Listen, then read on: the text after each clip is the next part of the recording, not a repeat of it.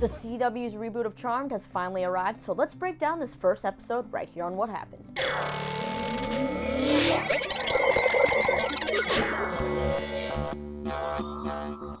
Rise and shine on, you lovely people. Lisa here. You guys requested that I check out the brand new version of Charmed on the CW, so I'm making this video for those of you that requested it. Usually this is not my type of show. I've never fully been into witches and stuff. I have watched an occasional witch type show, but it's not very often. But figured I would give this a chance, especially since this is a brand new season starting at the beginning of a show. Now, this is a reboot of sorts of the WB show that ran from 1998 to 2006. So up front, let me just say I never watched that original version of Charmed. So I will most likely not pick up any references or Easter eggs that throw back to that show if there are any in it. So yes, I am coming into this CW version of the show as a brand new viewer. Now, I am aware many fans of the original are not too happy with the CW calling this a reboot, giving it the same name, Charmed, while changing so much of that story that you can't even tell it's related to the other Charmed, possibly. I don't know, but I know it's a show with very mixed thoughts and feelings. Now, with all that said, let me just give my overall quick review about this first episode of this brand new show, because I'm calling it a brand new show because it's new to me. The show is honestly, I just think that it's okay. It didn't wow me, but it did pique my interest enough that I would check out the second episode. As far as which shows go on the CW, I kind of just wish they would bring back The Secret Circle, because I feel like that didn't get a fair run at things. But anyway, with this show, Charmed, here's the thing. I like all three actresses. I actually had a chance to interview them before the show came out, and they're all super sweet, and you can check out those interviews if you haven't seen them yet. There's a link in the description below. But the show itself, I think there's a way that you can balance current times, the political climate, everything we're going through in a very tactful way. For me, this first episode of the show felt like it was trying too much to be like, I don't know, in the words that they use in the show, woke. Like, it felt over the top and too in your face and forceful when using this Me Too movement and the president and stuff, that it just felt like these were more of punchlines and not important issues that we really need to think about. Now, that could just be me feeling that way, or maybe it's not just me, but that's my thoughts, and we all have different opinions about different things. But I feel like moving forward, the show can find a better balance of incorporating very important issues and the times that are happening right now, and this whole fantasy of this show. So that's the major thing that kind of bugged me in this show so far, but we'll see how it goes. Now, let's just talk about what exactly happened in this episode. Alright, so we are introduced to Maggie and Mel and their mother. Maggie's a freshman in college and is pretty much only concerned with rushing the Kappa sorority and making sure her ex-boyfriend Brian knows she just wants her space and to be friends for the moment. Mel is a graduate student who is a very passionate, strong-willed feminist and a lesbian who's also dating a detective named Nico. Now, as expected, these two sisters butt heads a lot. When they head out for the night at the beginning of the episode, their mother starts hearing noises when she's left alone outside of the house and decides, you know what's a good idea here? Let's open the window and just look outside and then leave it open. That's just begging for something bad to happen. And something bad does happen. Crows start flying into the house, so mom goes and texts her daughters for help and runs upstairs to start some kind of spell or something, and then more birds fly in and break the upstairs window, and we hear her say, "I have 3. And somehow with those words, the birds and smoke retreat out the window. So it kind of seems like everything is fine and dandy, right? While Mel leaves her girlfriend's house to go get Maggie from the Kappa house and head back home. And when they get inside the house, it's super cold. And when they go upstairs, they look out and see that the window is broken. And when they look outside that attic window, they see their mom is dead on the ground outside. Now, from looking at what we see of this house, that circular window, it seems like there's only one in that house, and that's the attic.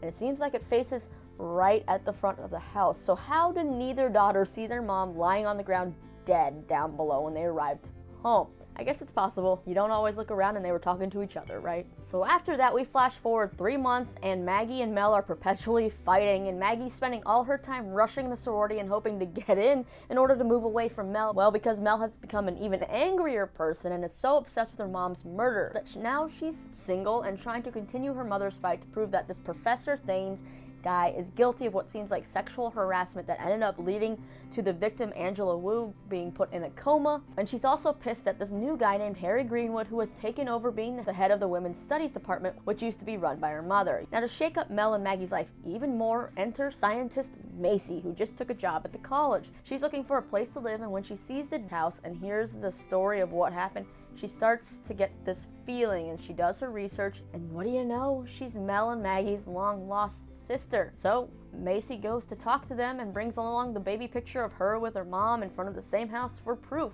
Macy says that she was told by her dad that her mother actually died when she was 2. And in this whole thing, when they're all talking, even throughout the whole episode, I kind of find it funny that Mel and Maggie never bother to ask Macy any more about really her life or even about her father. Wouldn't they want to know, you know, how the father and mother met and the life before them? Well, let's just say that the girls' first meeting does not go well, as Mel thinks Macy showed up just to try to collect some money, which leaves Macy so mad that when she's at the bar with her friend Galvin, she ends up launching a beer bottle across the room. Yeah, and thus begins the discovery of our girls and their powers. Seems like Macy is the one with telekinesis. Now, at the sorority house, Maggie starts hearing people's thoughts when she touches them, while Mel is having coffee with Nico and realizes she can freeze time. Now, just as they discover their powers, they're knocked out and wake up in their attic tied to chairs courtesy of Harry. Yeah, the new women's study head, who isn't what he seems.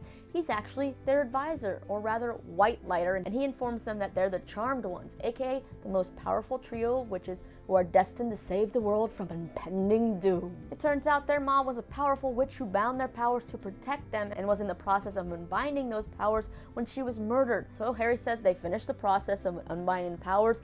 These three ended up finding each other because the mother did start that plan in action with the job application and the grant for Macy, and now they must finish what their mother started, and it's up to the three of them to choose if they want to take on this responsibility of being witches and save the world.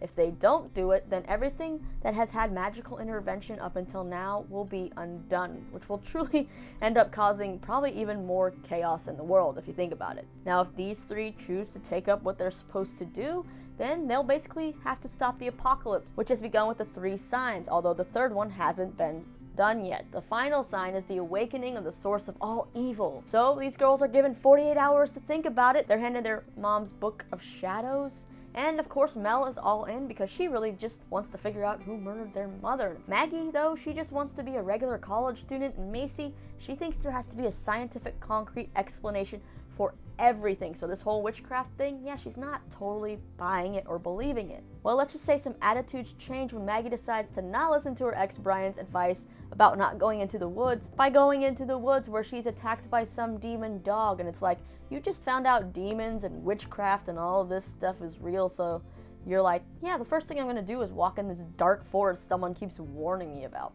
I mean, not too bright, but it does lead to the discovery. She gets some demon dog goo left on her, and Macy, being the scientific one she is, discovers that baking soda neutralizes whatever this mysterious demonic goo is. So now they're all kind of thinking a little bit more about what demon could have killed their mother.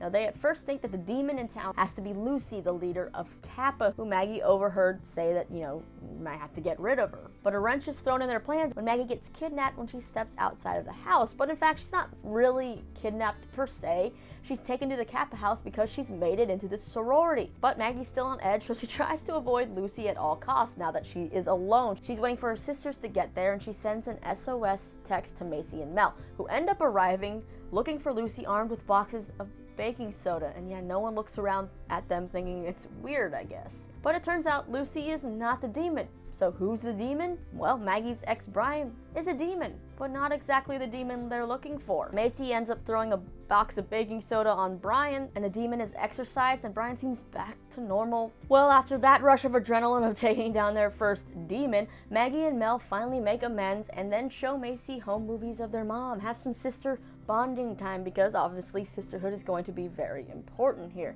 Now, the next day, Macy has been up all night doing research because her scientific brain just won't shut off. The house is still really cold. So they remember what Harry said about a characteristic of this demon they're looking for being cold. So Who are they looking for? Well, by this time, Mel has already gone to a protest for Professor Thames. This is the professor who has now been reinstated. People aren't happy about it, and it's been kind of obvious if you watch the actual episode since the beginning that he would be connected to this whole storyline in this episode, maybe this demon thing, being possessed, whatever, because they keep saying the accusations against him with this whole sexual harassment thing.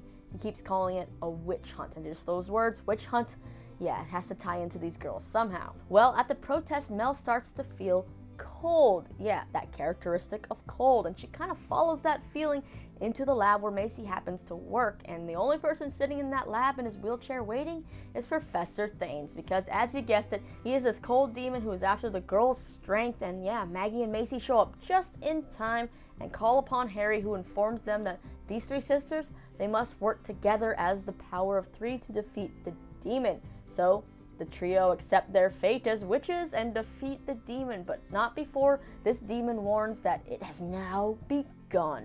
And then Macy moves in with the girls, and the episode ends with them trying to talk to their mom with a Ouija board.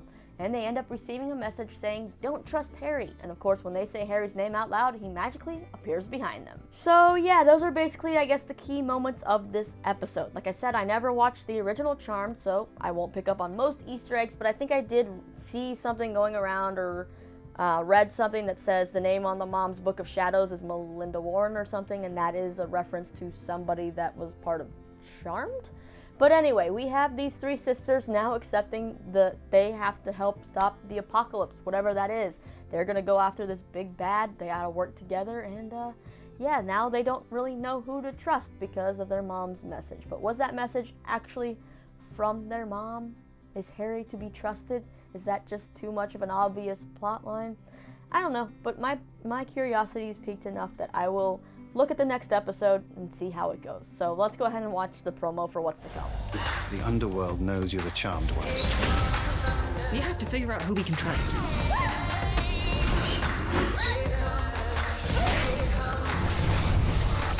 Okay, serious power envy right now. Mom, are you there? Okay, so yeah, that preview, that kind of piques my interest a little, so I will definitely check out the second episode. As far as these recaps go, with new shows, I usually test them out for a few episodes. If they don't get that many views, then I usually just stop and wait to see if the season gets picked up for another, or if the show gets picked up for another season. And at that point, if I still like the show, I will make a full season recap and just do it that way. But we'll test it out, see what you guys think, if anybody's watching these, and if they're not, then they'll probably stop for this show. But we'll see. But I want to know what you guys thought of this new version of Charmed. Are you a fan of it? If you were a fan of the original and you did tune into this episode, what did you think? Were you happy? Not happy? Are you willing to give this a chance and look at it as something new? Or are you just like, yeah, no, go away, please? If you're coming into this experience new, as a Charmed virgin like me, what do you think of the show overall? Leave me all your thoughts and theories about this season and, you know, about the show in general down in the comments, and you can click right over here to see my interviews with the casts of Charmed and All American, the two new CW shows. And after that, yeah, hit the subscribe button, and thanks for hanging out with me. My name's Lisa, and I'll see you guys next time.